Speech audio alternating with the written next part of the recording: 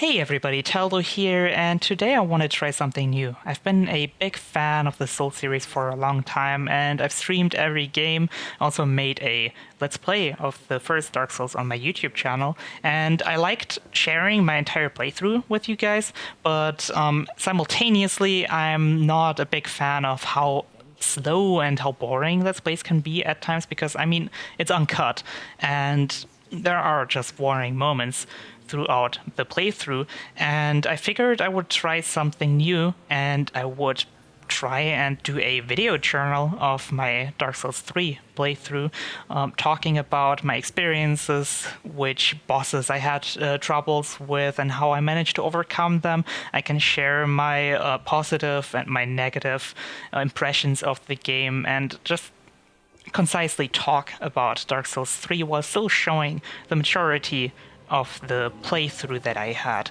And yeah, I think it's going to be fun, but it's going to be a new experience for me. It's a learning process because I haven't really done anything like this before, but bear with me and let's see if this is going to be fun.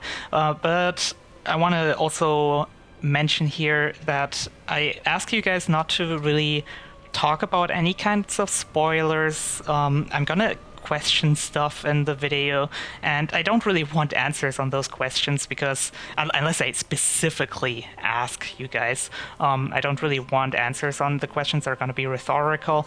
And yeah, just keep the spoilers out of the comments because a lot of people still want to experience the game themselves. I want to experience the entire game myself still. I've only invested like 7 hours into the game so far, and it's been really fun. So yeah, let's just get started. So first things first, right after the cinematic, you can create your character, and there's a bunch of different classes you can pick from, basically just like in previous Souls games. I decided to go with the assassin, and I took the cracked red eye orbs because I wanted to try some invasions later on, and I didn't really spend too much time on creating my character, like just the looks of the character. I didn't really care too much about it, but I like the looks of the character already a little bit more than the previous Souls games. Right after creating your character, you have this little cutscene where your character awakens. He comes out of the dirt. I don't know if he actually comes out of the ground, but anyway, it starts like similar to other Souls games. You just awaken somewhere and you start running around murdering some undead people. As the assassin, you start with this neat little sword. It just pokes mostly, and it deals pretty good damage. Most enemies in the start are 1 or 2 shot with it, so it's pretty easy initially. And there's one thing that's already interesting about this game. It has 3 bars at the top left. You have your health bar, a mana bar, and your endurance bar. And the mana bar is new, and I really like the idea of it. You also pick up an Ashen Estus flask here right away, which restores your mana. And I'm going to talk a little bit more about this later, but this game looks beautiful, I think. The environmental design of this game is just gorgeous with those beautiful backgrounds, and then you can see this huge ass castle. And if you can see something like this in Dark Souls, you can be almost sure that you can get there later on somehow. And not too far into the game, within the first 10 minutes, you already find your first boss, and he's like just standing still there. There are roots coming out of his body, and there's a greatsword sticking in him. And if you pull it out of him, he awakens, and you will have to start fighting him. And well, this is my first Dark Souls boss fight, my first Dark Souls 3 boss fight, so I'm very excited. Usually I just try to stand back a little bit to watch the pattern of the enemy, try to avoid some of the attacks and see how I can dodge it, but pretty early on I got him to 80%. I just died in my first try, and I was pretty happy about it because I like it when games are difficult, and I'm happy that I didn't manage to first try this boss. So I went back into the fight, and the second try already goes a little bit better, well, a lot better rather. I managed to dodge most of the attacks, I get some pretty decent damage in, and then after getting him to like 50% health, something really interesting happens. You can see those roots in his body, they suddenly start coming to life, and this huge monster starts growing out of his body, which is so awesome. I was like moaning on my stream. I was really amazed by it. And he uses the extension of those roots to attack you. He can use this big claw to jump through the air, and it's just such cool boss design. I was really impressed with the first boss. And on top of the just really cool design of the boss, it was just also pretty difficult for a first boss. I mean, I'm pretty sure that a lot of people managed to do this guy in the first try, but still, it was pretty awesome to just have a difficult fight from the very get-go. I managed to beat the boss pretty convincingly though in the second try already, and after beating the boss you get the greatsword that you pulled out of his body initially, and it will be important later on in the game. Afterwards I proceed onwards and I find two undead, and one of them is using a shield. It's my first shield enemy in that playthrough, and I'm trying to figure out how to do that kick attack that I could do in the previous Souls games by just pressing forward and attack simultaneously, but somehow the controls are a little bit clunky in that regard. I mean, the controls are on point, everything feels great, but I can't really reliably do that attack. At this point I even thought that it was not possible, so I couldn't really pierce through his shield very easily, so I'm just trying around a little bit. In the end I just run around him and backstab him, so that's still possible in Souls games, and it's very powerful. Just a few steps further uphill you find the hub of Dark Souls 3, and it's the Firelink Shrine, which is also the hub in Dark Souls 1, which I'm really curious about because I'm wondering if it's the same Firelink Shrine, if it's just in a different time or whatever. Dark Souls 3 lore is always very exciting, and I can't wait to see some of the lore videos about it. And also here's a little clip where you can see the Firelink Shrine from a distance from our first bonfire, and that's exactly what I was talking about, how you can sometimes just see those vistas on the distance, and you know that you will get there later on, which is just so cool. Just like in every Souls game, there is a Firekeeper who will guide you through your adventure, help you level up, and just assist you. And she's right next to the bonfire, which you actually have to kindle yourself by putting that giant greatsword into the ground that you got from the first boss, which is pretty cool, I think. The Firekeeper, just like I mentioned, allows you to level up again. I go for dexterity and endurance. I like going for the offensive stats in the beginning. And there's a bunch of other NPCs in the Firelink Shrine as well, like this old granny. She sells a bunch of stuff. She also sells a key for 20,000, which I can't afford yet. There is a blacksmith who basically looks like the blacksmith from Dark Souls 1 as well. You can upgrade your weapon just like in previous Souls game, but you can also infuse your weapon with gems, which is interesting as well. Those gems change the scaling of your weapon and give it different attack types. You can also choose here how many healing flasks and how many mana flasks you want to take with you. I didn't really understand how it worked in the start though. And then there's this other NPC who only really talks to you, and he's very negative, and he talks about how the unkindled are worthless, and well, we're an unkindled as well, it seems like. He also mentions the thrones and how we have to bring the lords back to the thrones, and you can see there's a bunch of different thrones in the Firelink Shrine, and I really don't know that much about the story yet, but well, the game just throws those little hints at you, and I'm really curious what will happen later on. After checking out all the NPCs in the Firelink Shrine, I want to proceed, but I find a dead end after a dead end, and I don't know how to continue, so I go all the way back to the start, and I find this little sign which says turn back. And I see this monster in the valley. It has crystals on its back, and it looks pretty threatening. But I also see a little bit of loot on the left side, so I use my spell that I got in the start, which prevents me from making any sounds, and I try to go for the loot first. Unfortunately, the monster detects me anyway, and there were only souls in there anyway. It does a jump attack against me and casts some crystals on the ground with the impact, but I managed to dodge all of it, and I just tried to check out what the monster does at first, but it deals a lot of damage, and I just die pretty fast against it. It just bites me twice in the face, and it was enough to kill me. I don't really have that much max health yet. So I go back, I pick up my souls, and I initiate in a combat again. It does the jump attack again, but I managed to dodge it, and then it does a couple new attacks that I haven't seen before as well. It manages to cast ice breath on the ground, which leaves those crystals behind, which is pretty cool, and it does this roll attack, which is fairly easy to dodge, and I managed to wear it down. It wasn't really that hard, and I get a Titanite scale in the end, which I don't know what it's good for yet.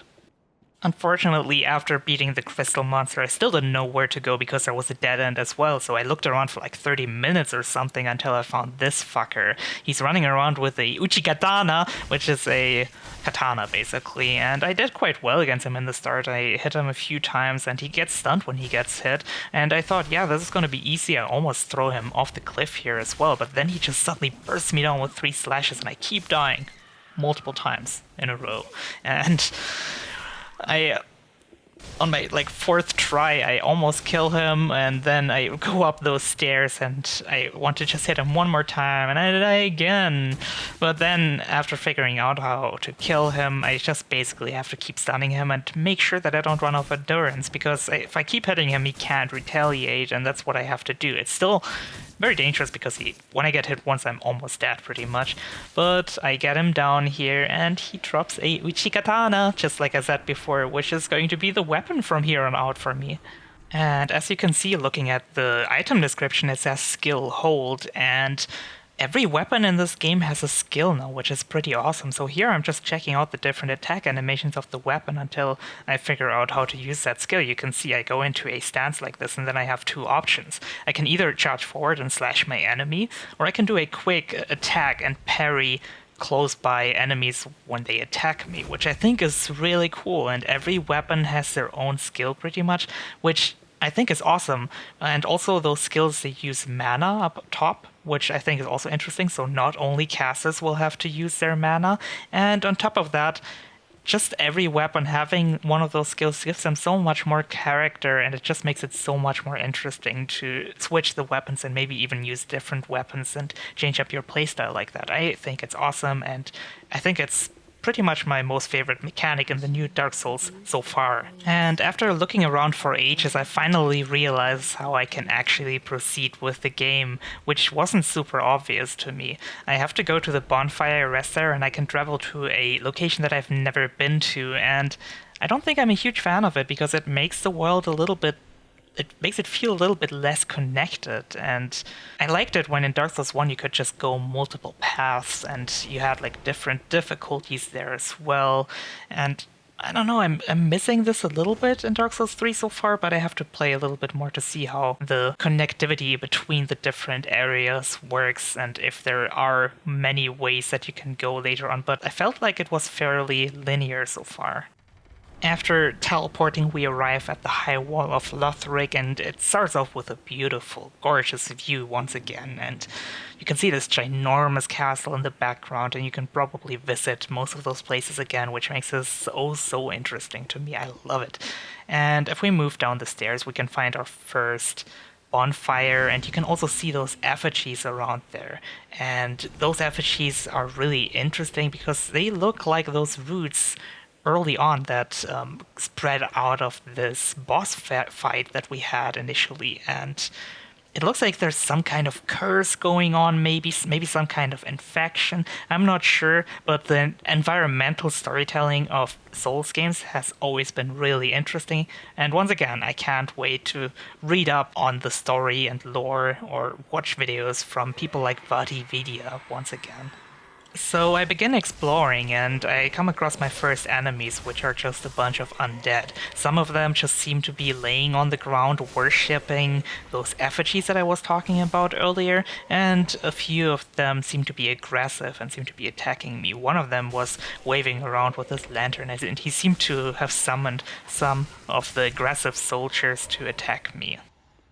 After a while, I come across this knight, and I got really scared because he kind of reminded me a little bit of the Black Knights in Dark Souls 1, and I thought that this was going to be a really tough fight, and it wasn't a very easy fight because I didn't know the attack pattern, but it was definitely not a Black Knight level of an enemy. I managed to deal a bunch of damage to him, but then I just get hit a few times, and I panic a little bit, and I retreat into a corner, and I get stuck there pulling a couple more of the other undeads, and I just end up dying.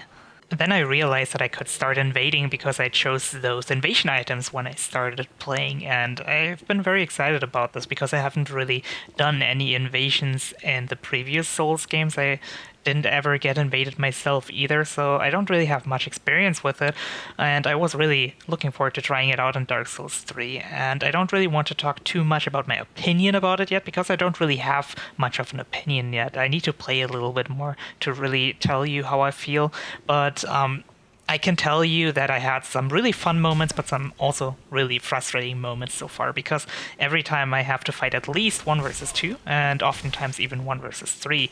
So right here you can see I am fighting in my very first invasion against 2 enemies simultaneously, and it was pretty fun because I did alright. I mean, I dealt a lot of damage to them, but I just couldn't get quite enough damage out myself. On top of that, you are a little bit in a disadvantage as an invader already, because you only have half of your Estus flasks with you, while the defenders have all of their Estus flasks. But simultaneously, it could be that you just invade them when they're in the middle of the level, and they just could be already out of all their consumables. So it's like a two-way street. You can either be lucky and have like a very easy enemy to beat, or you can be unlucky and you have to fight 3 enemies simultaneously with all of their consumables, and 2 of them trying to backstab you all day.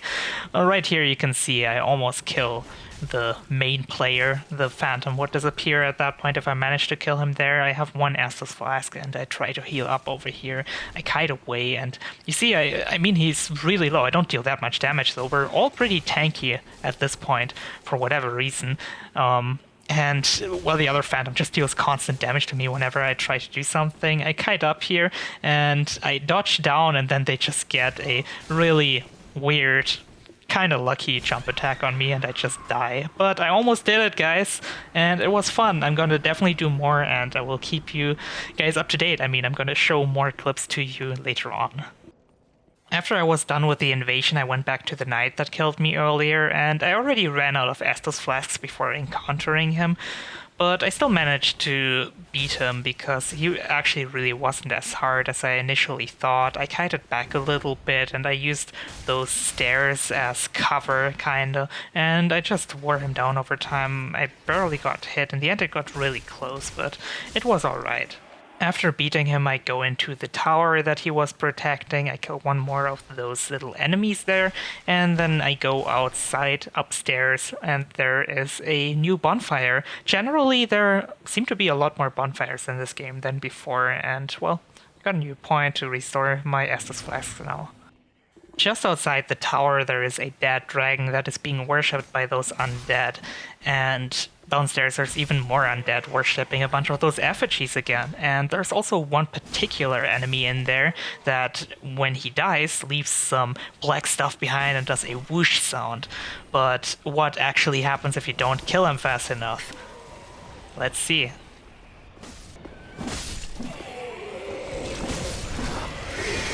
Whoa! Whoa! Okay, this is kind of what happened at the first boss. I know you guys can see it. Whoa, what the? Okay. Are you kidding me? It just hit me through the frick. Okay. Cool. Well, that happened. And as I said earlier, there seems to be some kind of curse or infection going on, and this is just another indicator for that. And over here we find a little note saying visions of bug, and I'm like, what? What do you mean? And then I see the lizard over there, and I run towards him and I manage to get him with 3 hits, and it's kind of a world first for me. I mean, I usually never get lizards on my first try and my first run, so I got a little bit of crafting loot out of this now, which makes me pretty happy. After climbing off the rooftop, I enter the building that I was on top of, and there's this bigger room with a bunch of undead in it, and those undead are a little stronger, they're larger, and they have stronger weapons, and they hurt. But I managed to clear the room, and I find a couple good items in that room. I find an Estus shard, which can be used to get an additional charge of your Estus flask when you go back to the Firelink shrine. And I find a cell key, which I can use to free an NPC that I find a little bit later in that level. It's like in that tower where the second bonfire was, down at the bottom. And he's like a thief or something, but he seems to be pretty nice so far, but you can never really trust NPCs in Dark Souls. He gives me this ring, and he asks me to find an old woman in the undead settlement and give her that ring. You can either accept or decline it, but I accept it, and I can also put on the ring for now. Undead. An old woman, Loretta, lives there. Please, give her this ring.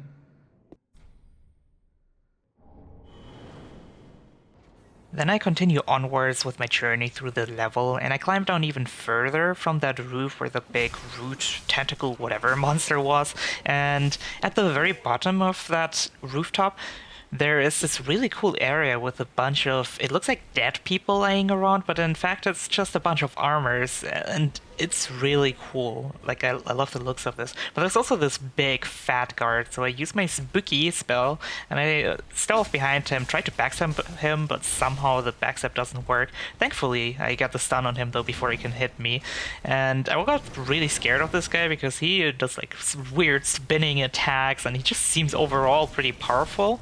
I even run into the fire over there, but I managed to kill him fairly convincingly. He is really not that hard. He deals a decent amount of damage, but he's very easy to avoid, and I just get a nice backstab on him, and then I finish him off.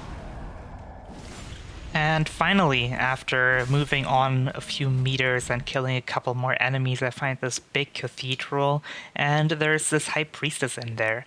And she tells me how the lords have left the city and that I can't find any of them here anymore, and I have to go onwards to the undead settlement. To do that, though, I have to fight through the watchdog of the city down at the gate, which isn't too far from here, and she tells me that I have to use the banner after beating the watchdog, and with the banner I can proceed onwards to the undead settlement.